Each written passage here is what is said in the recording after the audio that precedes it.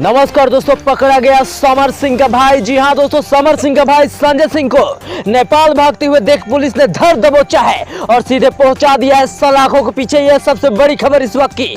तो क्या है खबर बताएंगे और संजय सिंह का लाइव वीडियो दिखाएंगे जिसमें पुलिस पकड़ रही है उनको।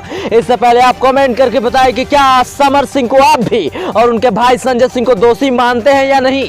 दोस्तों आपको बता दें कि समर सिंह और संजय सिंह पर आकांक्षा दुबे के मां का बहुत बड़ा इल्जाम है।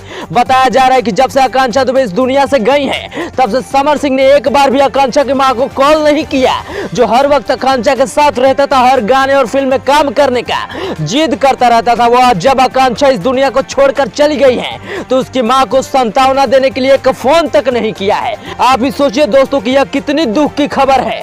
आज के डेट में समर सिंह और उनका भाई संजय सिंह फरार चल रहे हैं, लेकिन पुलिस उनके पीछे हाथ धोकर पड़ी है। अब देखते हैं कि समर सिंह और उनका भाई संजय सिंह पुलिस की नजरों से कितने दिन तक छुपकर भागते हैं।